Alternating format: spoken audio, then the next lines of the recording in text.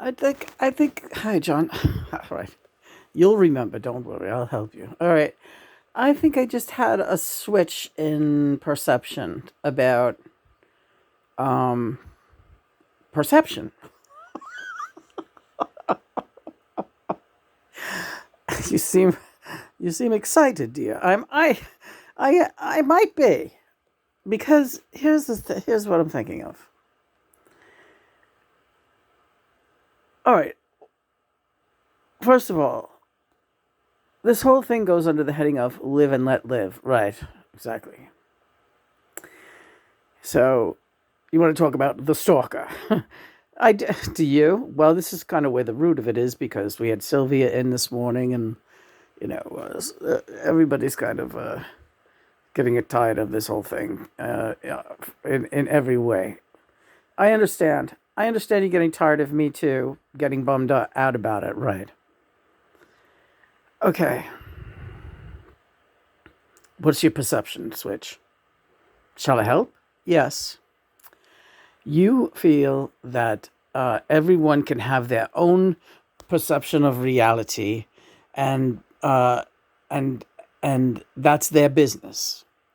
And if they want to share that perception of reality, that is a gift that they are sharing. Um, the only problem that occurs, if indeed you see it as a problem, which would be ego based, is if someone attacked your perception of your reality. Yes, I think you're right. You think I'm right? You're right. But at the same time, right, you have if everyone respects your perception and your story, your truth, me as a memoirist, and that's what I do. I write my truth. My life is filled with volumes and volumes of short stories about my experiences, not just with you. I was writing about my life and you've been writing since you were a child, just like me. Comic strips, everything. Right. And nobody has any right to attack those things. Right. So what are we talking about? What was my original point? Perception. What do you think your original point was? Here's your original point. Leave who's ever harassing you out there, leave me the fuck alone. Right. Right. If my perception and my truth bothers somebody so much, they should find a way of coping with it on their own. I'm not interested in hearing how they don't appreciate what I have to offer. Right. So, am I at. Okay, here's my question. So, if someone continually attacks my perception, my truth, it is up. Okay, go ahead. You go, John. It is absolutely your prerogative to address that situation and defend yourself. But now George is coming in and saying, but if the person is a lunatic, right, you won't get far. Okay. But George, right, if they're a lunatic, but that is your perception. You don't think that person's a lunatic? I do, but that's my perception. Well, she's a lunatic. What's your point? You're tr- you're trying to make a live and let live scenario come out of this, but really, you know, you've been doing that all along. You have never attacked anyone's perception. Okay, all right, right. I've never attacked their perception. You're right. I've only. That's why Sylvia and the big guns are involved because you're you've gone as far as you can go defending your truth to this particular lunatic. Well, you know what I'm really hoping more than anything? I don't know if I'm going to air this even. This is just good to talk about. John's looking at me like, oh, we're airing it. We air everything. Dirty laundry, yeah. I love you. I love you too, huh? How do you like the new aerobic step? I like it. You're a good dancer. I feel we're doing lymphatic drainage exercises and step aerobics. And let me show this. I always like changing this topic off this. I thought I had a good point. You did make a good point, but the point is moot. Exactly. You got a lunatic on your hands. Let's take a look at this thing. $10. Look at this thing. It's a big giant roller ball bearing thing, right? It does your lymph nodes, and it's great. Does your whole lymphatic thing. Got a handle. You got a handle on this thing? Yeah. And you just like roll it on your lymph nodes. Yeah. Because lupus, you can require lymphatic drainage here and there. Okay, what are we talking about now? No, it's Thursday. I have brain fog today, yeah. Well, you had Sylvia. Sylvia, here's what I think. Sylvia is still under some major stress, even though she crossed over, over a decade ago. She's still suffering from many misgivings, and it's taking her a while to heal over that. Yeah, it is. But we all love her so very much, and we all know how much she helped you in life, in your early days as a mystic, as a recognized mystic, as a working mystic, as it is, as a what's the word? As a seasoned mystic. I am a seasoned twin flame. So we saw that yesterday. Somebody calling themselves a seasoned twin flame on their page. I am a seasoned twin flame. And John read a couple of her posts and he goes, needs a little more seasoning. I'll say. This one could use a little more seasoning. Oh God. See, and nobody has a sense of humor out there either. Like that person probably wouldn't think that was funny. No, they most certainly do not. Hey Joe, where you going with that gut in your hand? Oh, you're starting in, yeah. Private joke. Hey Joe. Hey Joe, what do you know? So yeah, the rest is Sylvia's handling this. She's your spirit guide this time around. One of them. Do you guys pass me off? Well, yeah, I mean, technically, I've been your guide all along, even in life. Even before 1980. As your twin flame, I've been guiding you, and vice versa. But yeah, we have a home team. That's the story, Morning Glory. All right. So, and Sylvia Brown. Oh, hi, Syl. Is that you? Yeah, I decided to be the skull. I hate to say this looks like me at the end. Why are you so hard on yourself, Sylvia? Why are you saying these awful things? I'll tell you. Well, I don't want to harp on like I'm feeling sorry for myself, but I'm not. I'm just sharing, and it feels healthy to share. Okay, go ahead. So, it's really true. I was blessed with such a gift. I had such amazing psychic abilities from the time I was like 3 years old, probably before. Just like you, Lena. And with the animals, able to communicate with animals telepathically. It was very similar. And I had that, And but my life dictated that I make money with my endeavor. And it just snowballed.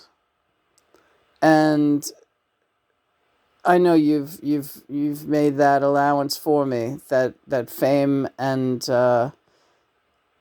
overload, psychic overload, due to my high demand in the media and elsewhere, really caused me not only just to get careless, but also to get exhausted and to deplete my channel in such a way that it really wrecked me, and I really hurt people without wanting to hurt them by giving really bad like just very inaccurate readings, because I was reading everything wrong after a while. It was scrambled eggs.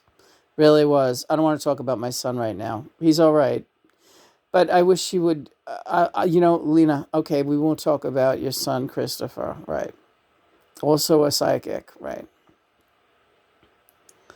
We can do it another time if you like. All right. You sound upset. No, I'm just 11:11. Yeah. There's a real danger there. Right. There is a real danger there. Yes.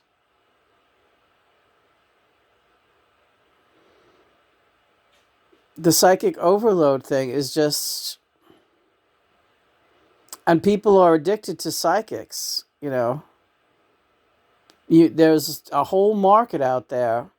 I used to fill cruise ships with clients and just be out on the I remember you doing that. Yeah, I'd be out on the ocean for, long weekends, doing reading after reading after reading. Everyone, can you imagine that? I cannot imagine that. Sylvia, I cannot imagine that. That sounds horrifying. I'm sorry, it does. And I really enjoyed, this is me leaning out, yes. I really enjoyed when I realized I could do good readings and people were telling me that I helped them and stuff. Yeah, well, this is the thing. That becomes a very powerful, yes, powerful feeling. Oh, I'm really great at this, and I'm helping people, and I'm doing holy work. I'm doing God's work, and I love my God and my mother God, Asna, as we call her. Mm-hmm. And but things still got turned around and went south for me. And yeah, when I crossed over, it was a real there was a real moment of fear there for me. There really was, because I thought, my judgment, I don't deserve. Part of me felt like I won't be forgiven for the ridiculous life decisions, how I threw my gift away. That was my first thought when I became aware that I had crossed over of a heart attack at the age 77. Yes, that's a very holy number. Yes. But my first thought was one of fear. Now what will happen to me? Hellfire? I didn't know. I thought I had a lot of faith, but by the time I crossed over, I felt like I had screwed things up so badly for myself and for others who were in my care, that I really felt like there was going to be repercussions, that I was terrified. I feel very bad that you're saying this. I know. I know you do. Needless to say, yes, we hold Sylvia. John has his arms around Sylvia right now, and I'm not jealous. We hold her very close and very dear to our. She's a very dear angel, Sylvia. Yes, very beautiful, very, very beautiful, immaculate angel, but a fallen one. Well, she's earning her wings back, and that's just fine. She's among many wonderful, beautiful souls who take a wrong turn here and there down on the earthly plane. Thank you for letting me come through. Thank you, Sylvia. Have you heard from What's Her Face at all? No, she's not going to contact me. You don't think so? No. She won't contact me. Well, wouldn't she have to contact you through me? Yes. That's the platform that she would have to come through on. But then I would take care of the rest. You wouldn't have to worry about it. But no, she's not going to contact me. And as far as you saying about the perception is that, yes, it's like live and let live. If she wants to cling to a certain reality that you know is not in fact, uh, doesn't jive with your reality, right? She should go on her merry way and just do that. But stay away. She comes to your platforms and harasses you. She goes under different names and finds you and gives you a headache. Who needs it? Go do something else. You don't like the fact that Lena's happy with John? Go away. Right. Keep your effing mouth shut. Right. The way Lena does with you. Mm-hmm.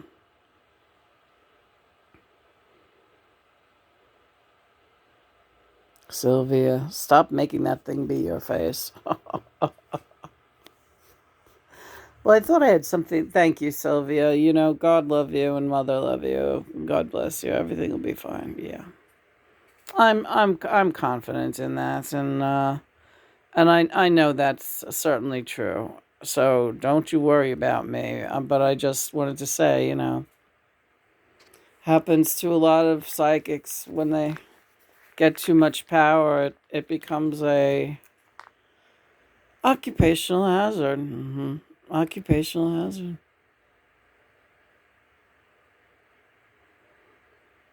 So that's all. Thank you, Sylvia Brown. She's a great guest this week, isn't she, honey? Yes, she sure is. Back to the Matthew. Almost finished with the Matthew Perry book. Well, anyway, this has been nice, honey. We'll talk later. I love you, mother and father. I love you, mother and father. Give them a bell. Why not? Yeah. That was a meager bell, dear. Ding dong, the witch is dead.